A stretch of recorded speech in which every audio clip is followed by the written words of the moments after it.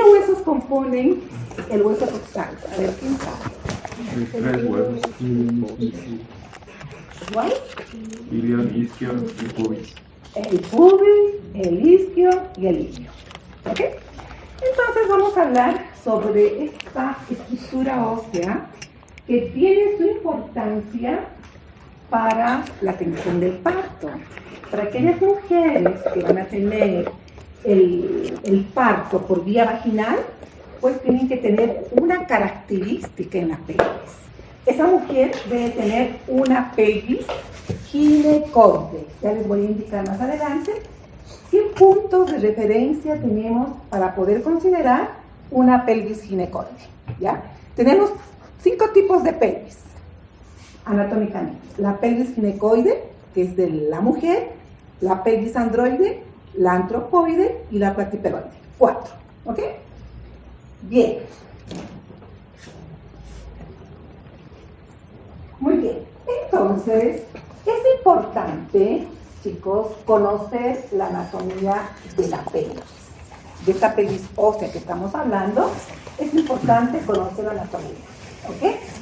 También vamos a conocer los diámetros.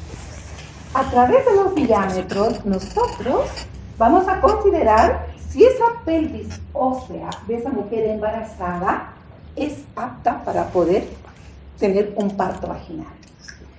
Y por otro lado, vamos a determinar la relación con el feto para comprender el mecanismo del parto. ¿Qué significa eso? Si la mamá tiene una pelvis ginecoide y lleva un feto demasiado grande, en este caso sería un feto macrosómico, ¿verdad? Que pesa más de 4 kilos. Entonces, con este concepto vamos a hablar del término de desproporción cefalopélvica. Es decir, que el feto está muy grande y no va a caber en esa pelvis ginecoide. Entonces vamos a hablar de una desproporción cefalopélvica. Es por esta razón que nosotros tenemos que conocer los diámetros de la pelvis para poder comprender el mecanismo de parto. Por otro lado, también hablamos sobre los planos pélvicos. No sé si han escuchado en su lote de práctica sobre los planos pélvicos. Todavía no. Ya más adelante, cuando lleguen el tema del mecanismo de trabajo de parto, ahí van a escuchar los términos de planos pélvicos que se conoce con el nombre de planos de Hodge. Estos planos de Hodge son 4 planos. El primer plano de Hodge, segundo, tercero y cuarto, que más adelante también voy a indicar de dónde a dónde van estos planos y para qué sirve. Sirve para evaluar el descenso de la presentación. ¿Qué significa eso? Si el feto se está encajando en la pelvis de la mujer embarazada, se encaja cuando llega al estrecho superior de la pelvis verdadera o menor. Entonces, cuando esa cabecita de ese feto va encajándose, va descendiéndose, vamos a hablar de estos planos de Hodge. ¿Ok? Entonces, el médico general o el médico obstetra tiene pues que valorar los diámetros pélvicos durante el trabajo de parto, ya que el feto no tiene una conducta activa. El feto está pasivo en la pelvis de la mujer, ¿verdad? Y cuya evolución está dada por su forma y la adaptación a la conformación que presenta el canal del parto. ¿Qué significa eso? Que el feto va a ir acomodándose a los diámetros de la pelvis para que pueda ser expulsado en el momento del trabajo de parto. Bueno, esto que hemos repasado de un modo. Anatómicamente, la pelvis está compuesta por 2 huesos coxales, que hemos dicho, que está conformado por el ilio, el pubis, el isquio, el sacro y el coxis. Bien. La pelvis ósea vamos a dividir en 2 partes, ¿ya? Que es la pelvis mayor, que es esto, algo de acá, y la pelvis menor, que va a ser todo esto para abajo. ¿Ok? Entonces, pelvis mayor es falsa y la pelvis menor es la verdadera. La que nos interesa a nosotros como obstetras para que la paciente tenga un parto normal y poder conocer los diámetros de esta pelvis menor o verdadera, es la que tiene importancia desde un punto de vista obstétrico. Acá vemos, aquí ven los números, ¿verdad? Todo esto que está acá se llama como línea terminal o llamada también línea iliopectínea. Esta línea nos sirve como límite de ingreso al estrecho superior de la pelvis menor.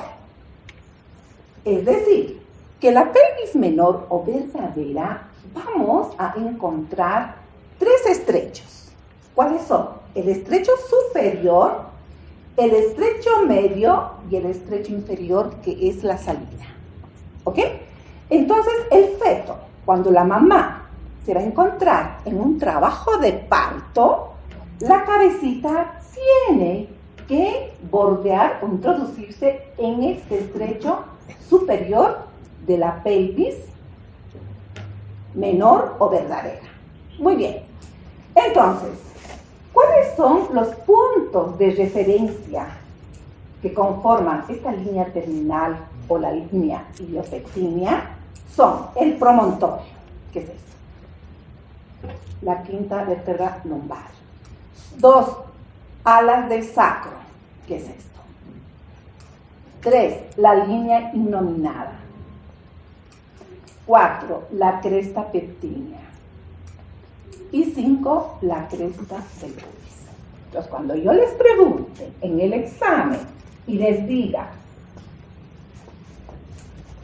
¿qué estructuras componen la línea terminal o la línea iliopectínea? Ustedes contestarán estos 5 puntos.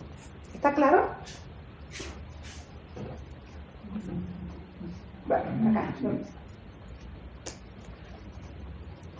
Muy bien.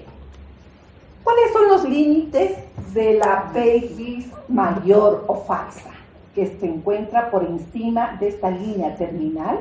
Es la pelvis mayor o falsa, que no tiene importancia desde un punto de vista obstétrico. Esta pelvis mayor está delimitada por detrás por las vértebras lumbares, que son estas.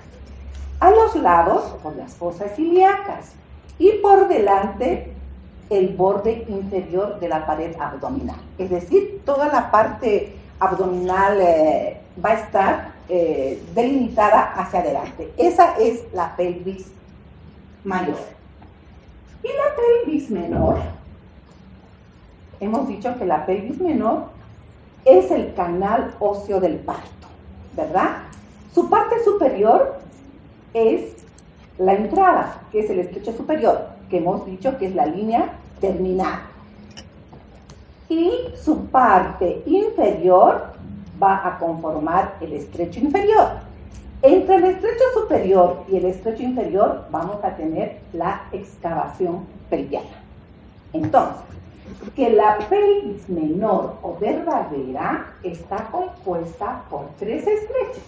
Estrecho superior, estrecho inferior, y entre ambas va a existir la excavación pélvica. ¿Cuáles son sus dimensiones de esta pelvis menor? En la parte posterior, viendo por acá, estamos en esta parte, ¿ok? La parte posterior va a estar conformado por la cara anterior del sacro, ¿verdad? Sacro. Y va a medir todo eso que les he mostrado entre 10 a 14 centímetros hacia atrás, ¿verdad? Hacia la parte posterior. Y en la parte anterior vamos a tener el borde posterior de la síntesis del pubis, que mide 5 centímetros. Esto va a medir de 10 a 14 centímetros y esto de acá va a medir 5 centímetros. Todo este espacio, chicos, ya es el estrecho. ¿Qué estrecho es? ¿Ah? El estrecho de la excavación pélvica, ¿verdad? Bien, aquí está el dibujito. Aquí se ve mejor. Entonces, los planos y diámetros de la pelvis menor. Vean esto es la línea terminal. El ingreso al estrecho superior. ¿Es esto? La salida del estrecho inferior es esto, y esto es el estrecho medio, entre ambos. ¿Ok?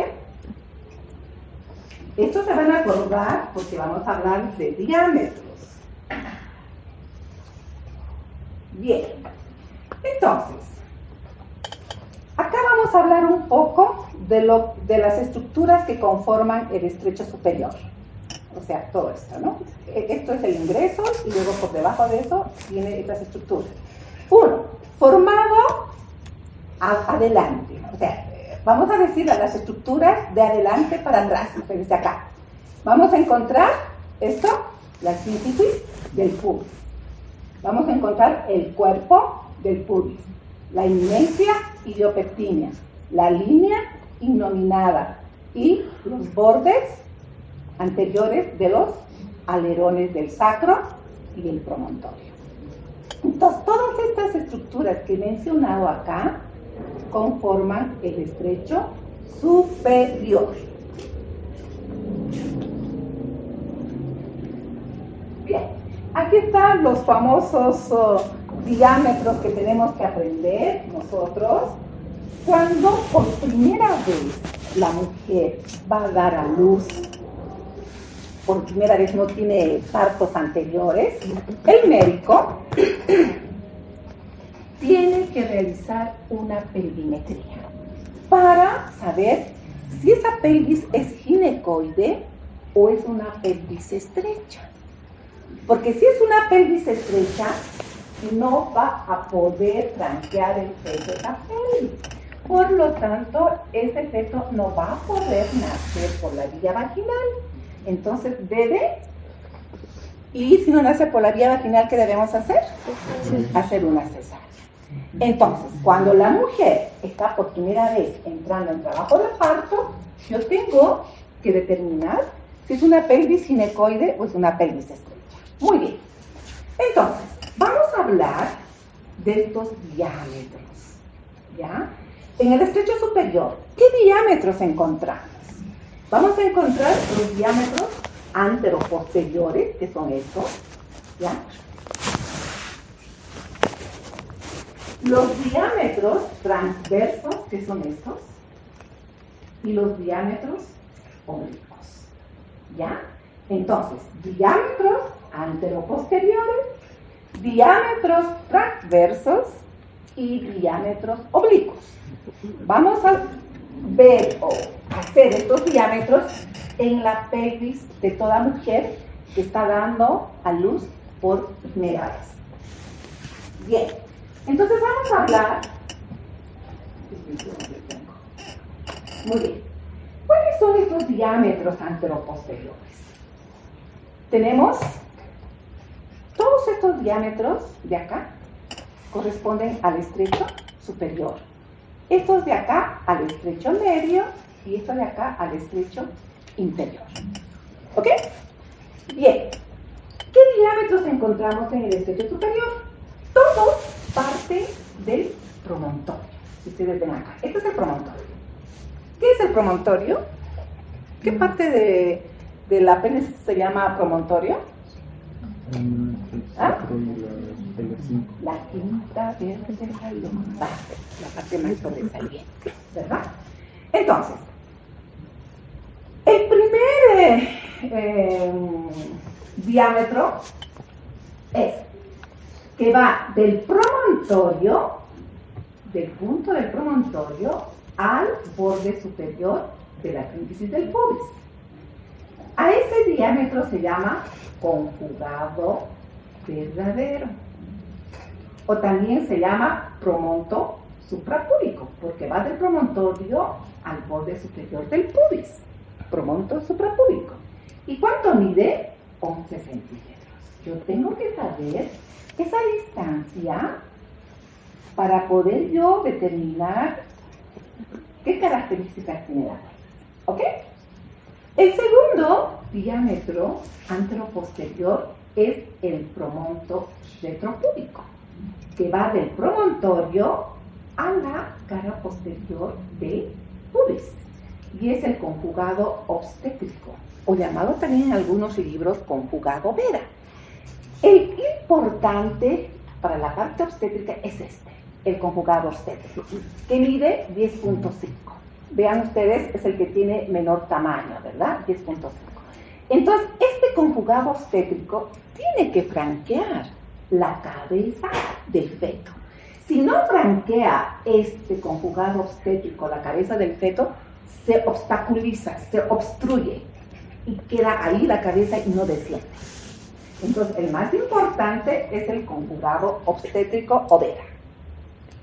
Luego tenemos el promonto subpúbico, que es el conjugado diagonal, que mide 12 centímetros. Nosotros, cuando hacemos una pelvimetría, vamos a tocar esto, chicos, el conjugado diagonal. No vamos a llegar al conjugado verdadero ni al conjugado obstétrico. Vamos a tratar de tocar el conjugado diagonal.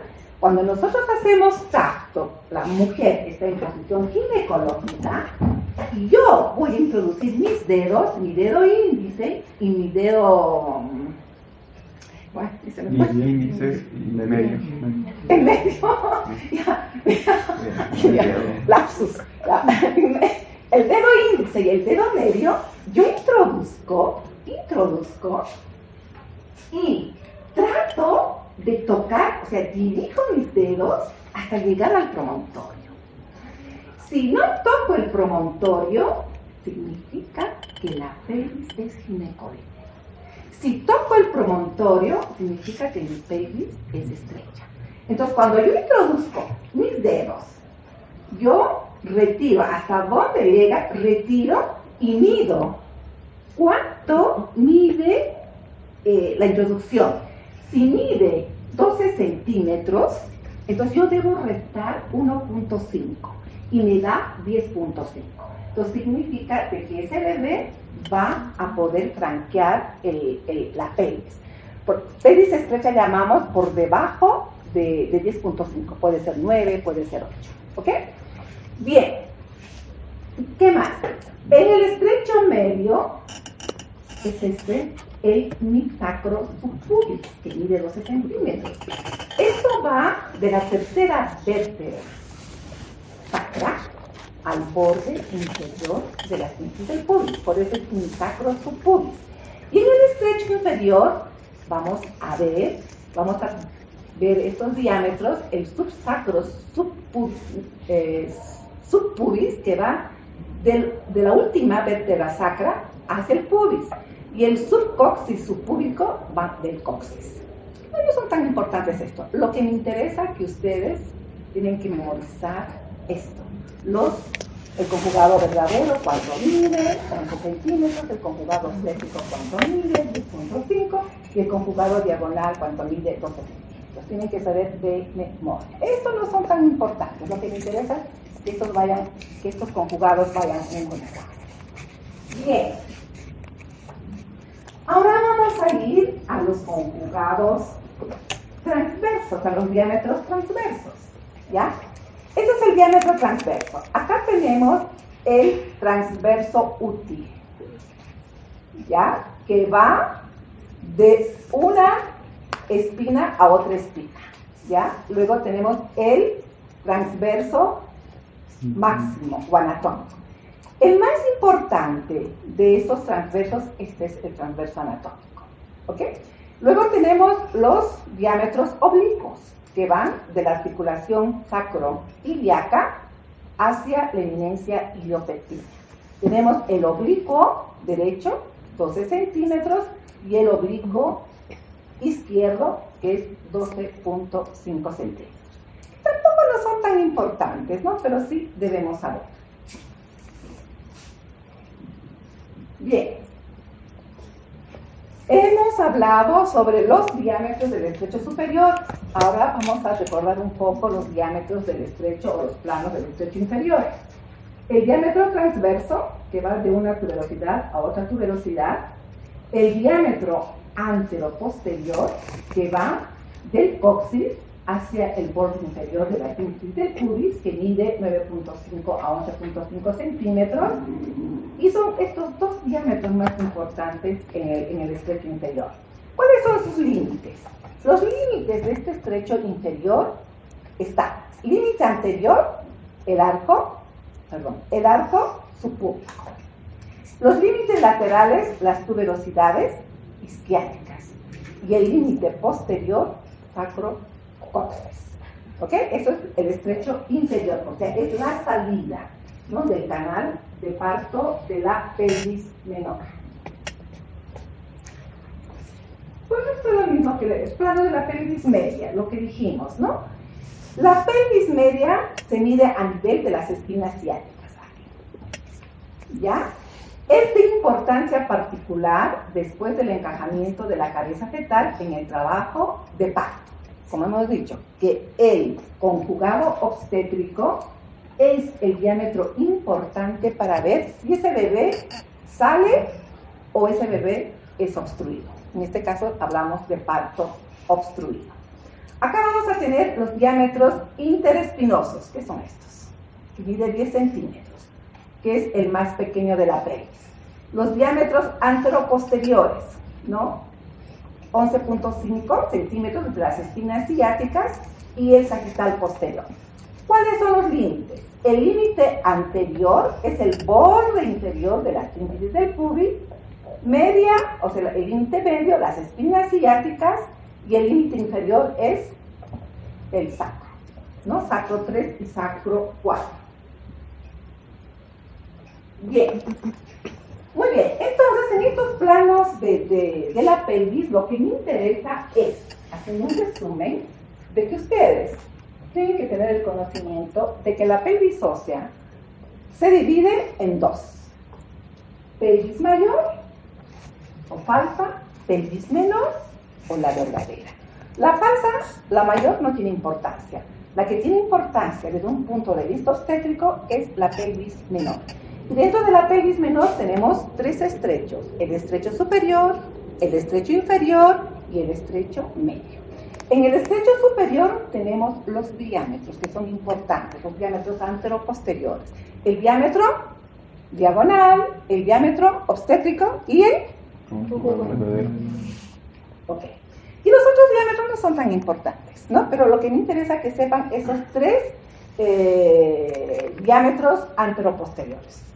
Bien, ahora vamos a hablar sobre los planos paralelos de Holtz. Fíjense esta gráfica, que es muy importante conocerlo, porque cuando la paciente está en trabajo de parto, mediante el tacto, nosotros como médicos tenemos que valorar ya el descenso de la presentación fetal, de la cabeza fetal, a través de estos planos, que se llaman planos de Holtz. El primer plano, vean ustedes, se debe cuando la cabecita se encuentra entre el promontorio y el borde superior de la síntesis del pubis. O sea, todavía está acá arriba la cabeza, ¿no? Cuando ustedes hacen la maniobra de Leopold, ¿saben qué es la maniobra de Leopold? ¿O no? A ver, ¿todavía? Es para verificar lo que es la situación, presentación, posición y encajamiento. Muy bien. Entonces esas son las 4 maniobras de Leopold. Situación. ¿Y cuántos tipos de situación hay? Situación longitudinal, situación transversa y situación oblicua. ¿Cuántas presentaciones hay? 2. Presentación pélvica, presentación cefálica. ¿Cuántas posiciones hay? Posición derecha o izquierda. Bueno, y aparte de eso, cuando ya la paciente entra en trabajo de parto, Vemos las variedades de posiciones dependiendo de cómo está ubicado los puntos fijos fetales con los puntos fijos maternos. Bueno, es otro tema, los puntos fetales. Bien, entonces, nosotros, como médicos, cuando nuestro paciente está en trabajo de parto, ¿cuándo digo que está en trabajo de parto? A ver, ¿quién sabe? ¿Cuándo digo que mi paciente está en primer periodo de trabajo de parto? Cuando tiene contracciones uterinas, dinámica uterina, 3 en 10, ¿verdad? Que tienen una intensidad, una frecuencia que ayude a modificar el cuello cervical. Y cuando este cuello cervical está con una dilatación de 4 centímetros y borrado mayor del 50%, ya mi paciente está en trabajo de parto. ¿Ok? Y en ese primer periodo mi paciente está pues aquí en el primer plano de Hodge. La cabecita está entre el promontorio y la síntesis del pubis, está arriba todavía. El segundo plano es paralela al anterior y pasa por el borde inferior del pubis. El tercer plano es paralela a las 2 anteriores y pasa por las espinas ciáticas.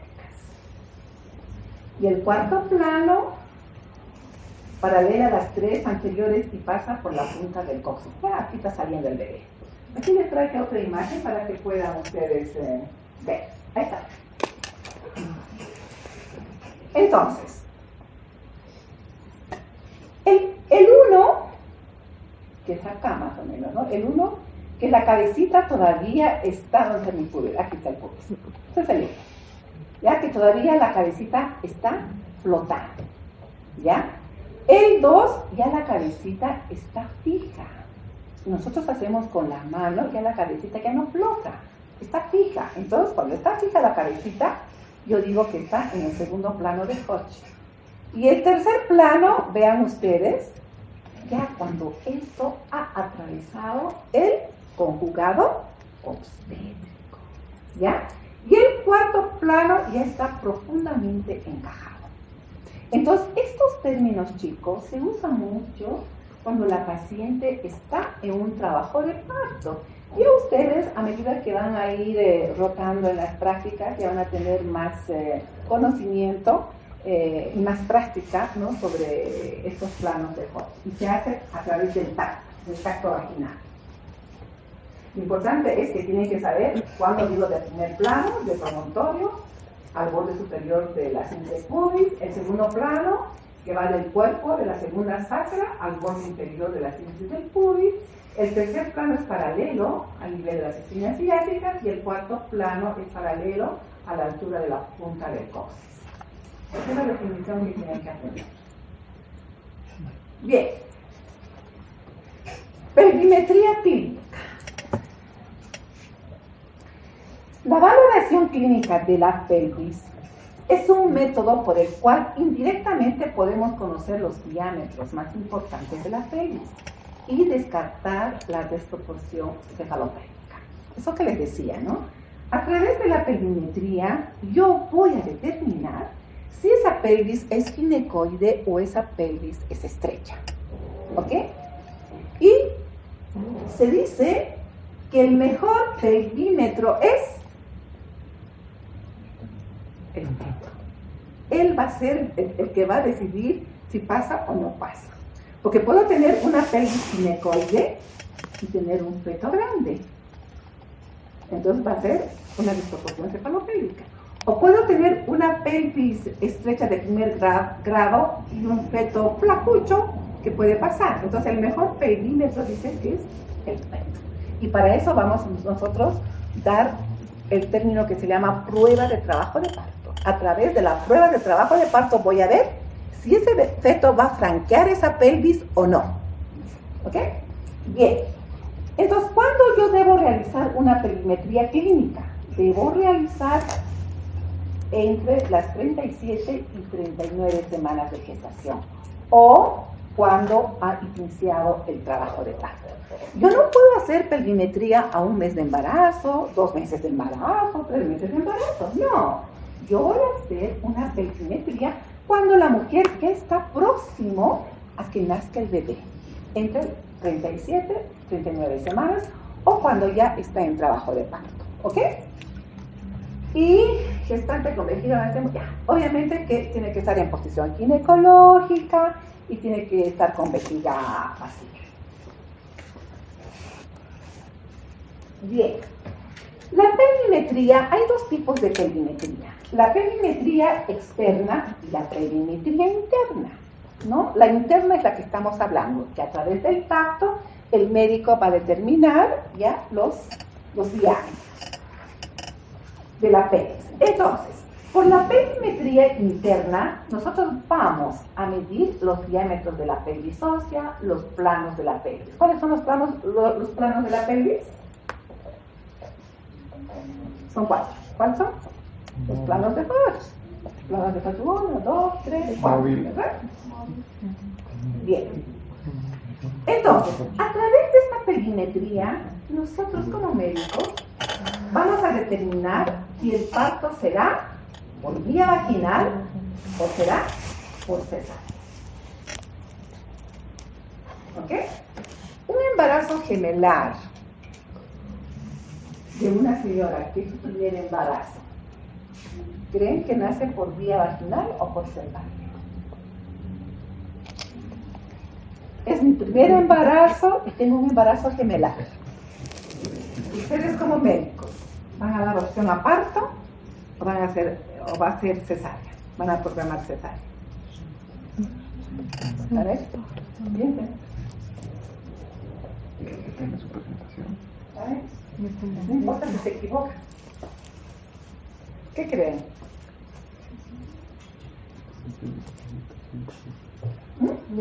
Cesárea. En las primerizas, chicos, un embarazo gemelar es cesárea. Un embarazo en presentación pélvica es cesárea. Ahora, si yo tengo un embarazo gemelar de una mujer multípara, que esa mujer ya ha tenido sus hijos, y pregunto con cuánto de peso nacieron sus hijos, digamos con 3,800, y ahora está con un embarazo gemelar y está cefálico, puedo dar opción a parto. Puedo dar opción a parto si es cefálico. Pero si yo tengo un bebé que primero está cefálico y después está transverso, es cesárea, o bien puede ser pélvico y después cefálico, cesárea. ¿Ok? Está claro, ¿no? Ya. Entonces, a través de la pelvimetría yo voy a determinar si el parto va a ser normal o cesárea. Orienta para conocer la relación cefalopélvica. ¿A qué se refiere esto? Si yo, como mujer embarazada, tengo una pelvis ginecoide y llevo un bebé muy grande, macrosómico, entonces eso se llama la desproporción cefalopélvica. Esa paciente, por más que tenga su pelvis ginecoide, va a ir a cesárea, porque tiene un bebé grande. ¿Ok? Indicado en todas las primigestas. Yo tengo que hacer pelvimetría en todas las primigestas. A las mujeres que por primera vez están dando a luz. A las otras multíparas ya no, porque ya la pelvis es probada. ¿Ok?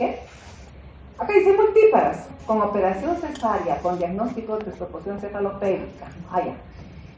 Si yo tengo una paciente que su primer embarazo fue cesárea por situación pélvica, y ahora está cursando otro embarazo, a ella sí le puedo hacer una pelvimetría para ver si ese feto que tiene o el bebé que tiene en la pancita es un bebé que pesa, digamos, 3,500, puede dar opción a parto.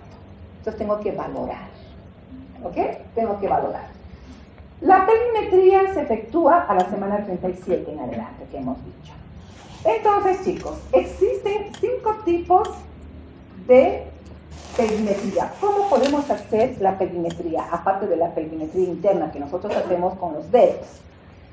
Tenemos lo que se llama la pelvimetría combinada. Cuando se miden los diámetros internos con los externos de la pelvis, que más adelante les voy a decir cómo son la pelvimetría externa. Pelvimetría digital es la que estamos hablando actualmente. Mediante el tacto vaginal se tocan los puntos óseos específicos de la pelvis.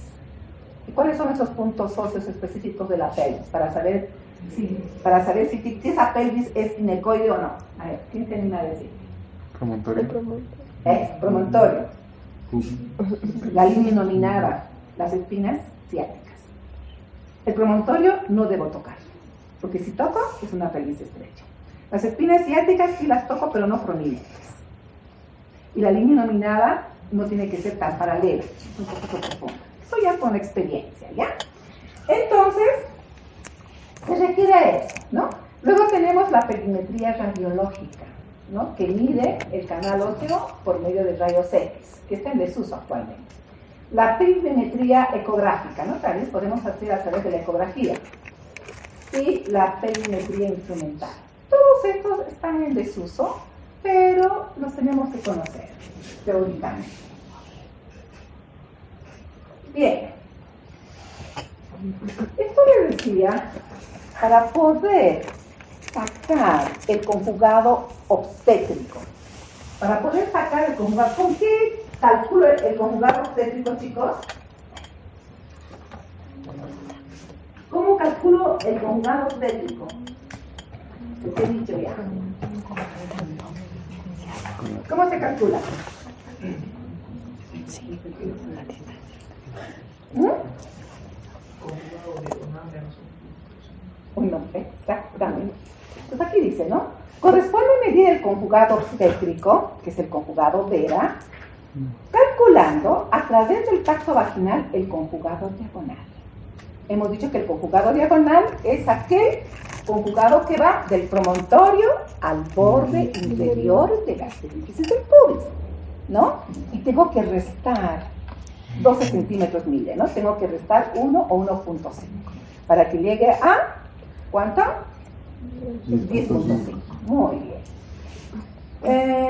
Al medir la distancia, es lo mismo que les he explicado acá. No se toca el conjunto. Si uno logra tocar el promontorio a través del tacto vaginal, esto indicará de manera indirecta que el estrecho retropúbico es demasiado angosto.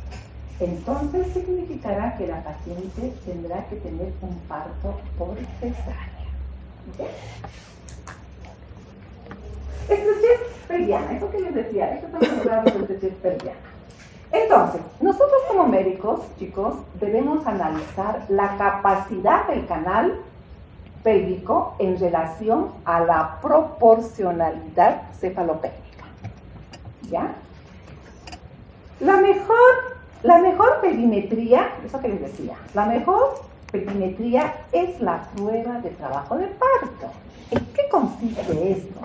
Consiste en observar el encajamiento y el descenso de la presentación determinada por las contracciones uterinas en un periodo no mayor de 2 a 3 horas, con dinámica uterina con frecuencia e intensidad suficiente, estrictamente monitorizada y control de la condición fetal.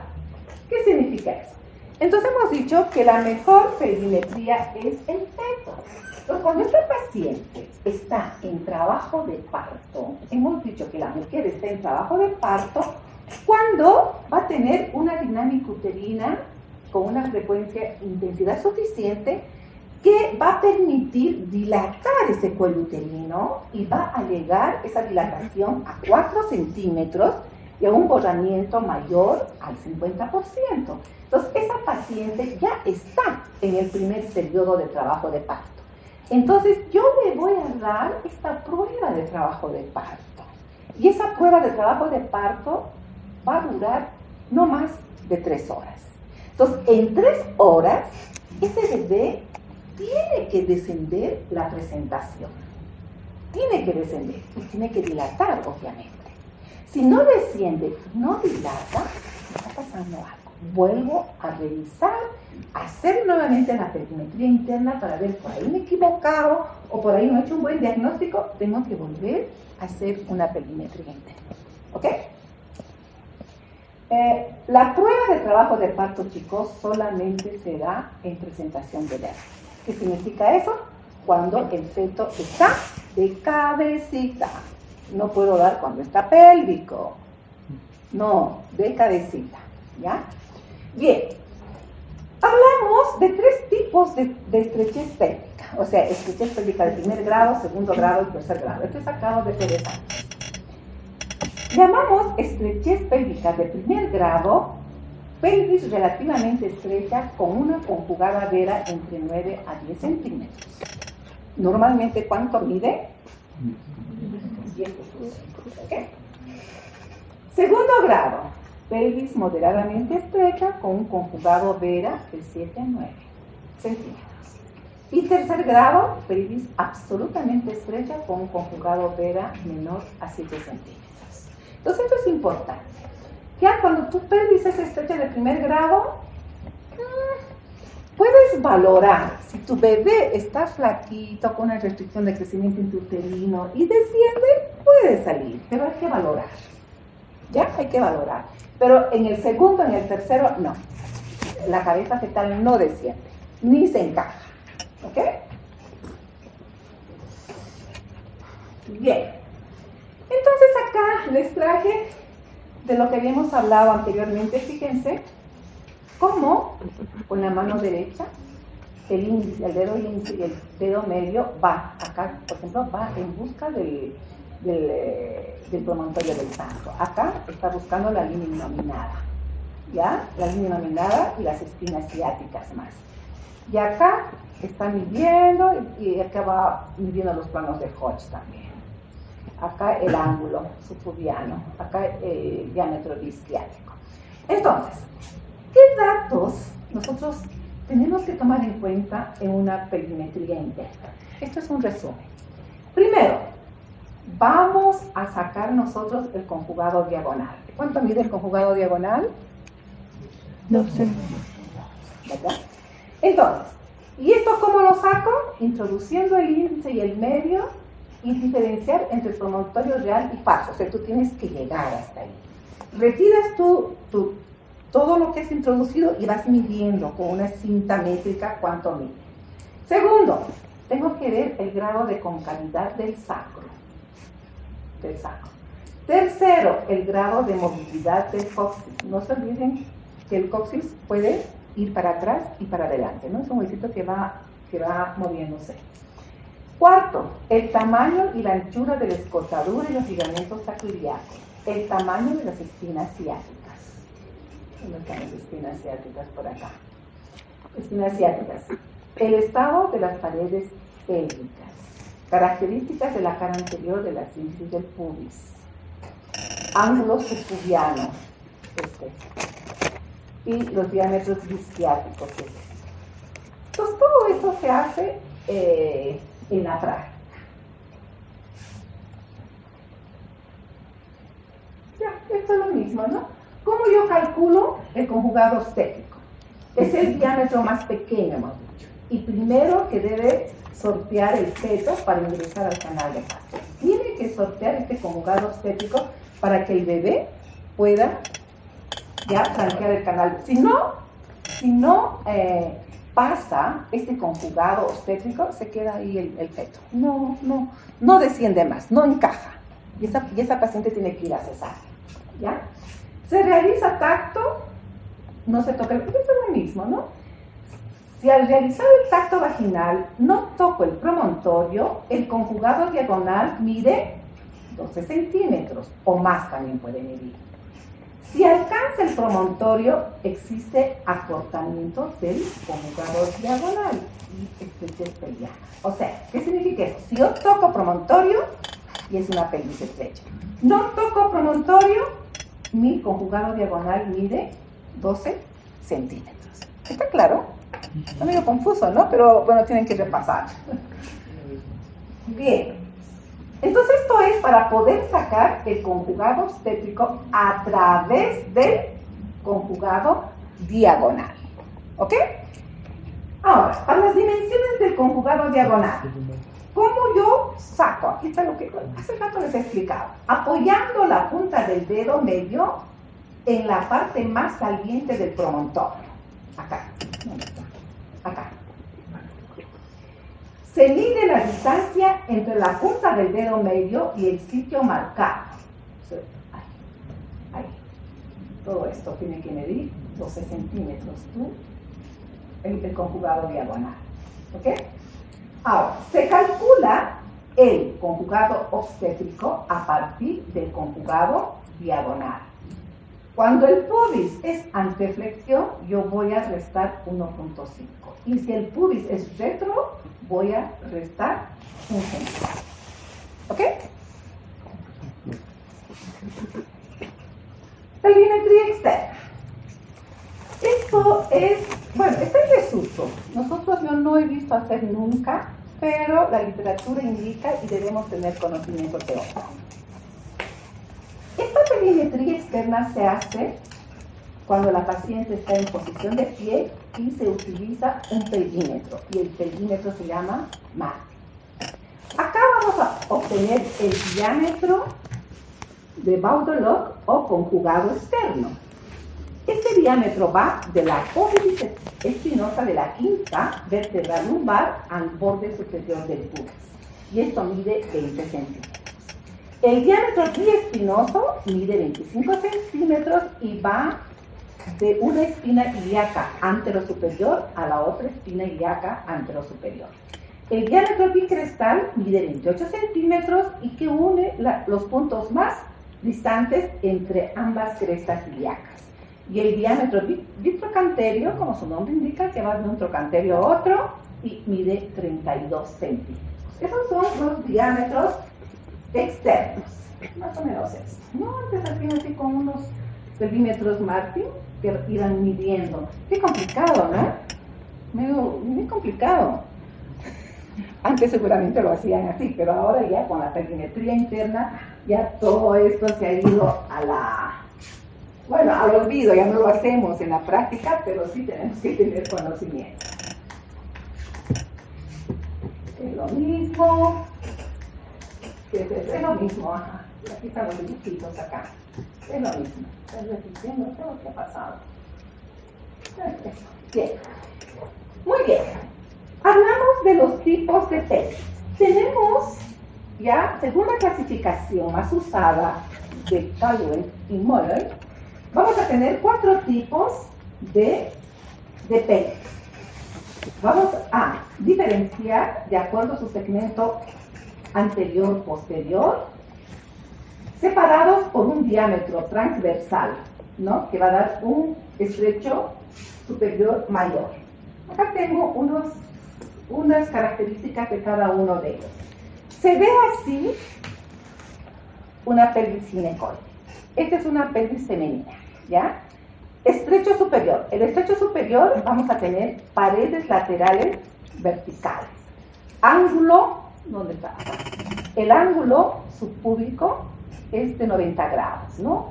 Es un ángulo ancho. Las espinas ciáticas no son tan prominentes. ¿Qué es esto? El sacro no inclinado, y esta forma de pelvis ginecoide, el 50% de las mujeres son portadoras de pelvis ginecoide.